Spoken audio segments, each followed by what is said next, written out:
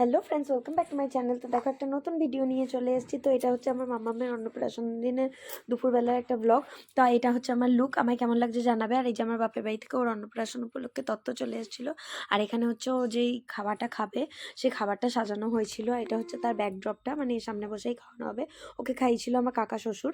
আর এখানে খাবারের মেনু ছিল হচ্ছে ভাত, 5 রকমের ভাজা, মাছ ভাজা, এদিকে ডাল, ফুলকপি আলু পনিরের তরকারি, 5 রকমের মাছ হয়েছিল, পাবদা মাছ, পমফ্রেট, গলদা চিংড়ি, কাতলা মাছ, আর এইদিকে মোরলা মাছ হয়েছিল। আর 5 রকমের মিষ্টি ছিল, দই, পায়েস, চাটনি, পাঁপড়, এগুলো তো সব ছিলই।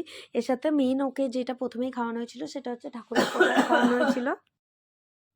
তো এই যে আমার কাকা শ্বশুর মেয়েকে খাওয়াচ্ছিল, কারণ আমার শ্বশুর বা আমার বাবা দুজনের মধ্যে কেউই নেই, আর আমার কোনো ভাই বা দাদাও নেই, তাই জন্য কাকা শ্বশুরই ওকে খাওয়াচ্ছিল মেয়েকে, ঠিক আছে। আর এইদিকে আমার বাপের বাড়ির লোক সবাই এক এক করে আশীর্বাদ করে দিল, আমার শ্বশুর বাড়ির লোক সবাই এক এক করে আশীর্বাদ করে ওকে গিফট দিয়ে দিল।